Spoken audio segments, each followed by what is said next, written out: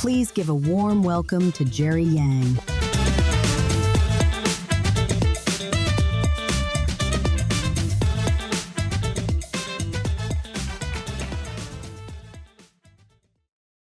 Hello.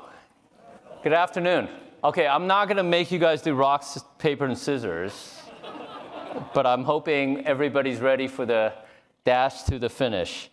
I'm Jerry Yang. I'm a member of the Board of Trustees, and it's my honor to introduce our next speaker, the president of Stanford University, John Levin.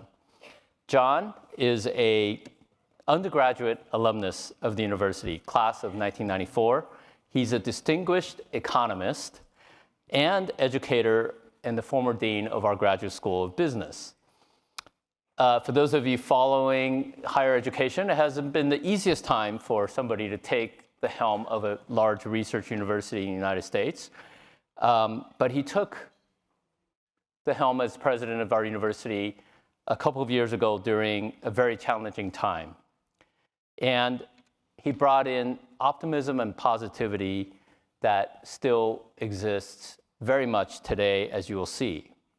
From my personal experience working with John, he has razor-sharp intellect, he's an incredible listener, and he's a believer in Stanford. And as I said, he is a believer in optimism. He said this during his inauguration speech. He believes in the power of positive and optimism in the spirit of America West, and it's what part of what Stanford offers to this country and this world, especially when it comes to sustainability.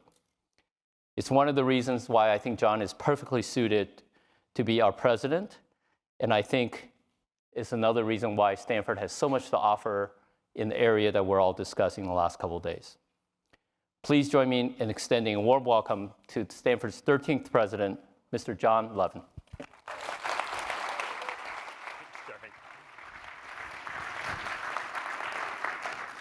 Okay, thank you, Jerry, and it's really great to be here today. As I was thinking about this event over the last couple of days, and my mind kept going back to a meeting that we had when this school, the Stanford Doerr School of Sustainability, was being planned. And at the time, I was the dean of the business school, and we have a group at Stanford, the executive cabinet, which is all the deans, and we meet regularly to talk about different issues. And a number of years ago, as the planning for the school was going on and discussions were going on, there was a meeting of the executive cabinet where a set of proposals was brought forward to us about how Stanford should move forward in sustainability. There was huge energy. There were all kinds of things going across the campus. We actually had a giant poster board that had a mapping of all the things that had been part of the discussion. And there was a report with different options for how to move forward with sustainability.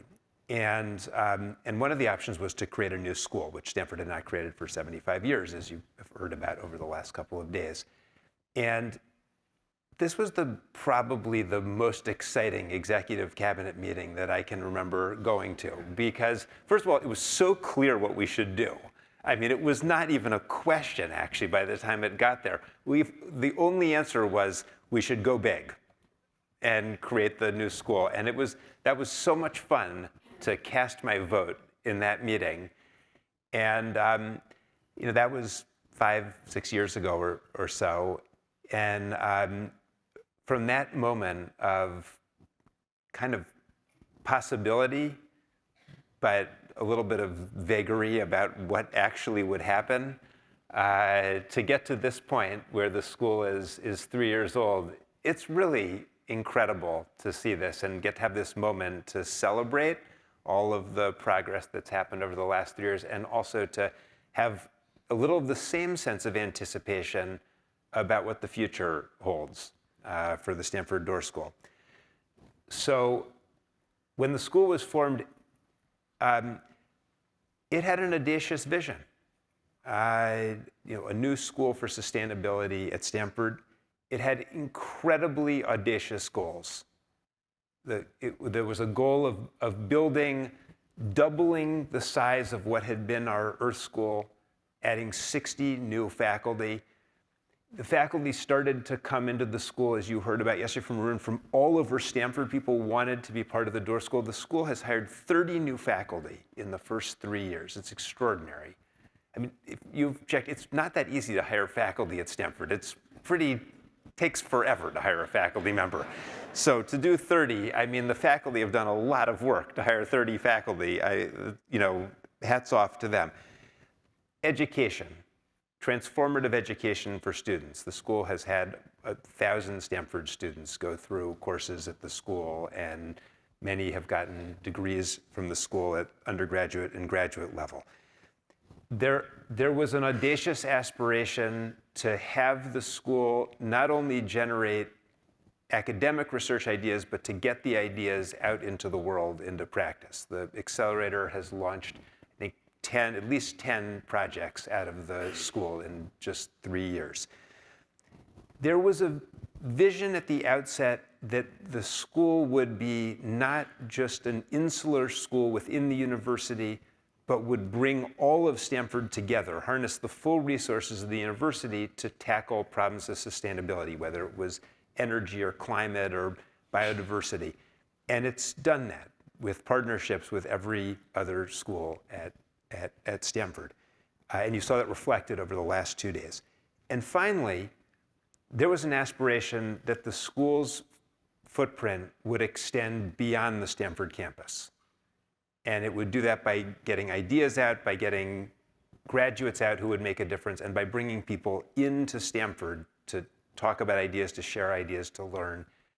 We had a wonderful example of that a few weeks ago when the school held the Global Sustainability Challenge that I got to be part of. And they had students from all across the Americas came and presented projects that they'd been working on for the entire year. It was a really incredible event. And there were more than 3,000 students participated in this Global Sustainability Challenge. And then that's what's been happening for the last 2 days with this incredible forum that has brought people together from so many different sectors and from around the world to be part of a discussion here on the campus, and really just showing the amazing convening power that the university has.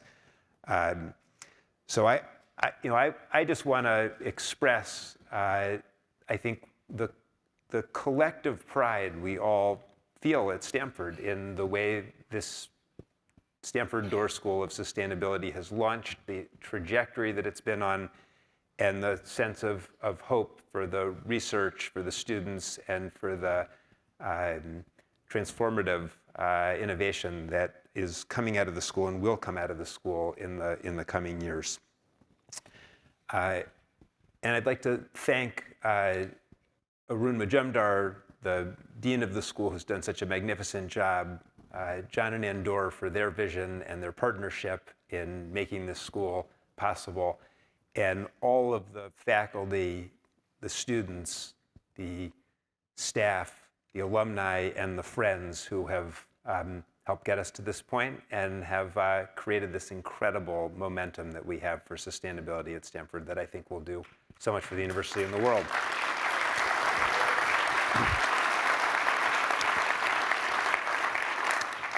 Okay, and now it's my honor to introduce our next speaker. Our next speaker is Cardinal Peter Turkson. Cardinal Turkson serves as Chancellor of the Pontifical Academy of Sciences and the Pontifical Academy of Social Sciences. He is a prominent voice on climate and development. He's a proponent of integral ecology, the idea that environmental protection is intertwined with care for the poor. He has helped to shape the Vatican's climate agenda and has been an important voice in bringing moral framing to global climate discussions. And indeed, that is the theme on which he is going to speak. He's going to talk about the moral case for sustainable communities. So please join me in welcoming Cardinal Peter Turkson.